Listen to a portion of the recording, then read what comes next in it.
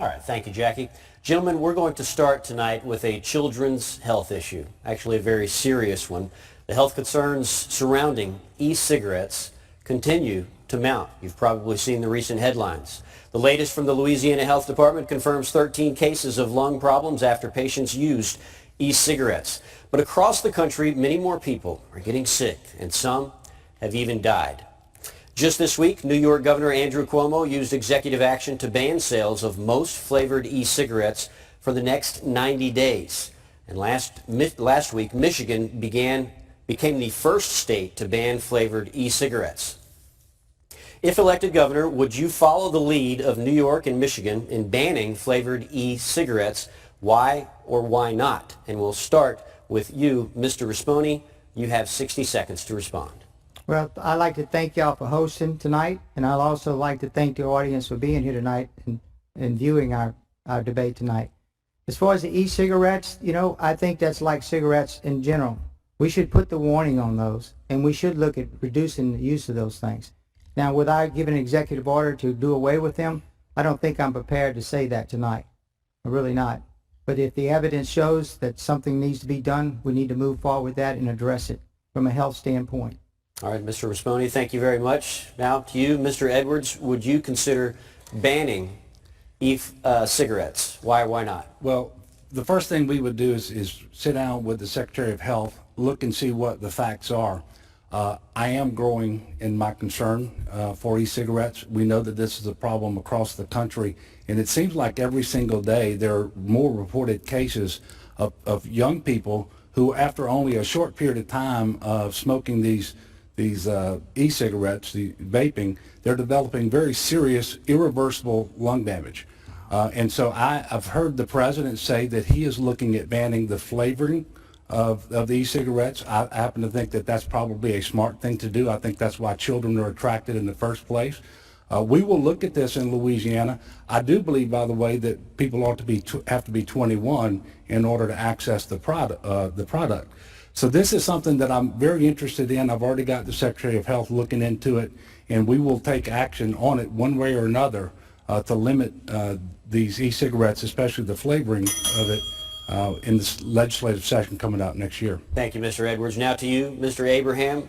Would you be in favor of banning these e-cigarettes? Well, let's just pause for a minute. I know we're talking mostly young people here, and we have lost 3 LSU students in the last 2 weeks. So thoughts and prayers. We'll put politics aside just briefly for that because it is an important topic.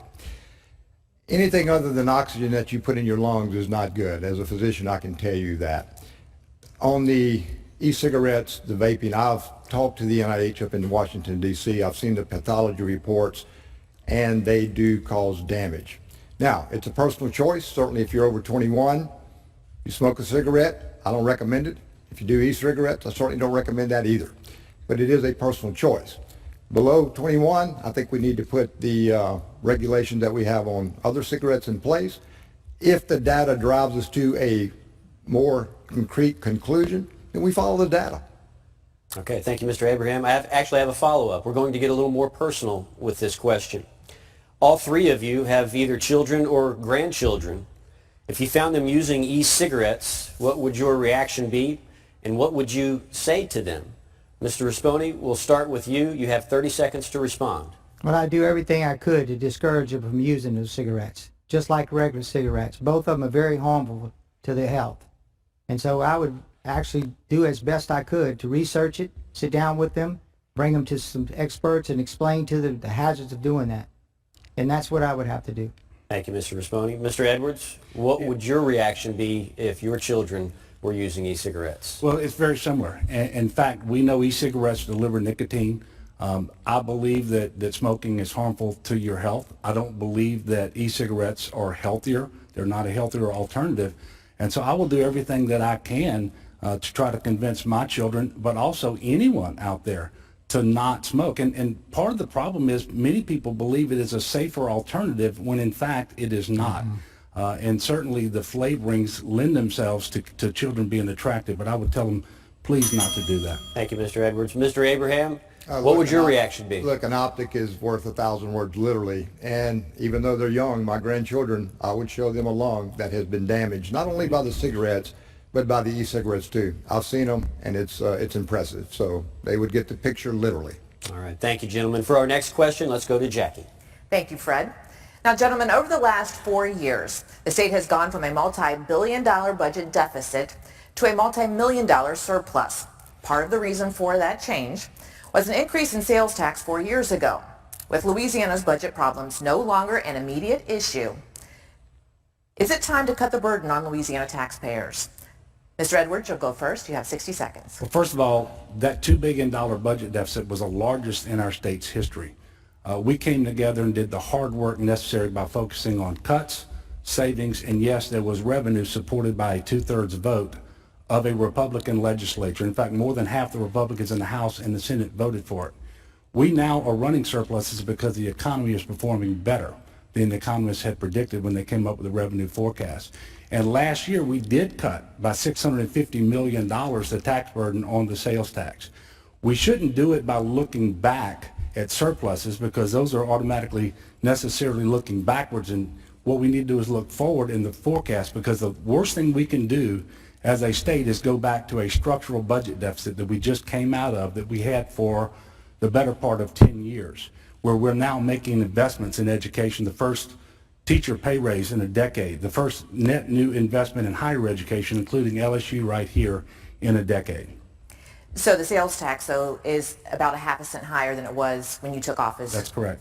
4 years ago. So would you find a way to cut taxes in a different area? I don't agree that we should cut taxes until we know that we won't go back into a structural budget deficit. We've already reduced the tax burden with respect to the sales tax by $650 million. We did that last year. What we don't want to do is go back to cutting higher education, getting where we can't give our teachers a pay raise, which we did this year for the first time in 10 years. And you do that by looking forward at forecasts, not looking back at a surplus. All right, thank you very much, Mr. Edwards. Mr. Abraham, would you cut taxes? You have 60 seconds. This governor helped create the deficit. He voted for the majority of Governor Jindal's budgets.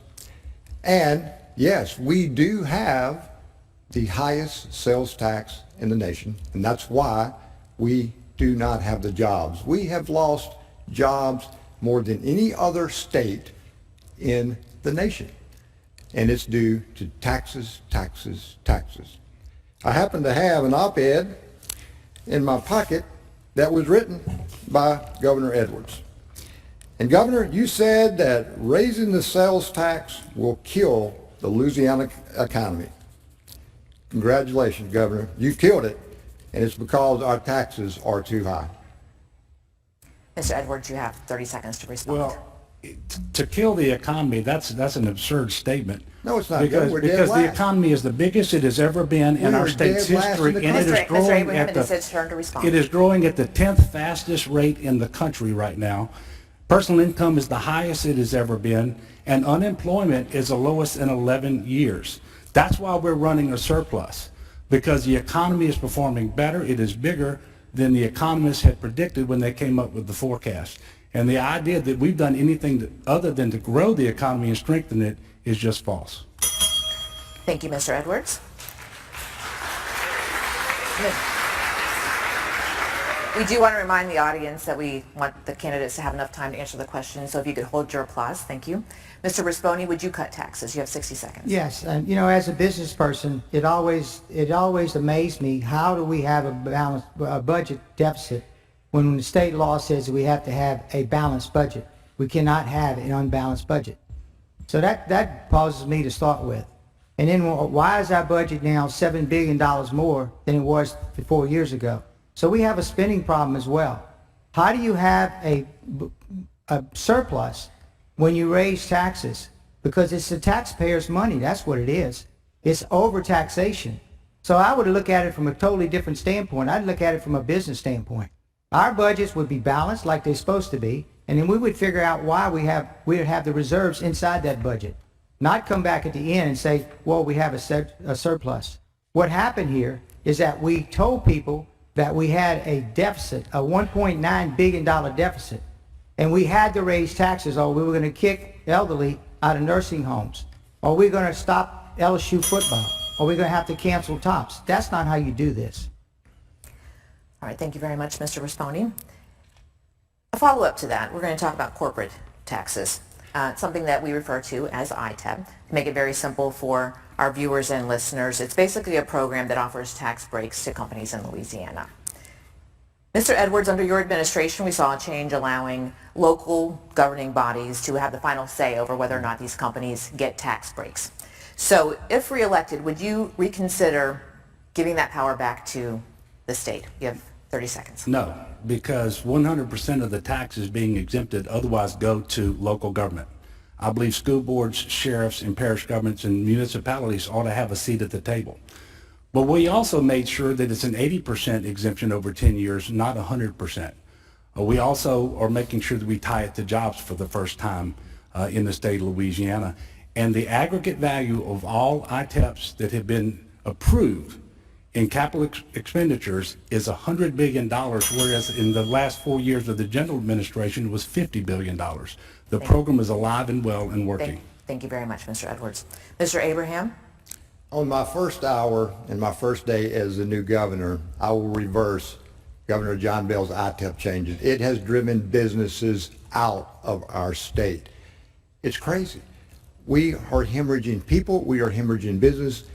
This governor, by exemptions, ITEP, has raised corporate taxes by $5 billion. That's why we don't have any jobs. They have left the state. Thank you, Mr. Rispone. 30 seconds. Yes, let me say this. You know, the governor, he, with his executive order, threw it into chaos. We shut down jobs all over this state because industry didn't know where he was going with this. The fact is, we did not sit down with all the parties concerned. Now, what I would do, I would bring them all back together. The locals have to have a say-so in this. We would come up with something that satisfies everyone, and we would put it back in the Department of Economic Development where it belongs. So we'd have predictability and fairness to the job creators so we can keep growing our economy. Thank you very much. Our next question will come from Chad. Jackie, thank you very much. Gentlemen, our next topic is gun control here in Louisiana. Currently, state law does not require background checks for anyone buying a firearm. Meanwhile, federal law dictates that licensed firearm dealers perform background checks on buyers, but does not require checks for private sales. In the wake of recent mass shootings across the country in El Paso, Texas, Dayton, Ohio, Midland, and Odessa, Texas, the question: would you support a state law which would require background checks for all firearm sales? Mr. Abraham, we'll begin with you. Sir, you have 60 seconds. I've actually read the laws, and those laws aren't in place for those private sales. Look, we talk about this violence. It's horrific. But we've got to get to the root cause of why we are in this violent society. And until we address that, we can talk about guns, we can talk about knives, we can talk about whatever weapon you want, but that is not addressing the problem. The Second Amendment, I've said, is self-explanatory. And I've defended that at the congressional level, and I will certainly defend it at the state level. Mr. Abraham, thank you. Mr. Rispone, over to you, sir. You'll have 60 seconds as well. Do you support a state law requiring background checks for all firearm sales? You know, I'm going to always defend our Second Amendment rights, the rights for citizens to legally own and protect themselves. And that's what I will continue to do. And I'm not going to weaken those laws. They have the right to do that. And I will stand behind the Second Amendment. Mr. Rispone, thank you. Finally, Mr. Edwards, your turn, sir. Are you for or against background checks at the state level for all firearm sales? As someone who's been hunting all of my life, and I'm a gun owner, I believe in the Second Amendment, and I believe that it confers upon an individual a constitutional right to keep and bear arms. I do not support extending background checks as a matter of law to all sales. I do believe it ought to apply to all commercial sales, however. I further agree with the president that his decision to ban the bump stocks was correct, and I think we need to do more. And we are doing more at the state of Louisiana to more accurately and timely transmit to the federal database information that would identify those individuals who should not be allowed to buy a firearm so that the background's checked by identifying them as individuals who pose a danger to themselves or others, either because of criminal behavior or because they have mental health issues. Mr. Edwards, thank you. Gentlemen, we do have a follow-up on this topic. You'll each have 30 seconds to respond to this question. We will state some polling data when asked specifically about access to semi-automatic rifles. More than half of the people questioned in our poll this week said they either support limitations on the Second Amendment or were in favor of these rifles being outlawed altogether. Given this information, Mr. Abraham, will begin with you. Does it change how you would approach the issue in any way? You have 30 seconds. Well, every rifle that we use in hunting is almost all semi-automatic. So there's a vast difference between, I think, what the perception and what the reality is. But it doesn't change my opinion. The Second Amendment is still self-explanatory. Mr. Abraham, thank you. Mr. Rispone, 30 seconds for you, sir. With more than half of the voter base being in favor of some kind of restrictions in terms of the Second Amendment, does that change your perception on this issue at all? No, it does not. Most hunting rifles, most rifles are semi-automatic. I'm not going to take that away and restrict that. And I'll go back to what the governor said. We do a better job of doing background checks. We'd be more efficient at that. We have a mental issue problem. We don't have a gun problem here. We're not going to let people take your guns away from you. Mr. Rispone, thank you. And finally, Mr. Edwards, you have 30 seconds as well to respond, sir. Yeah, it'll be pretty quick. That poll makes no difference to me. Look, outlaw semi-automatic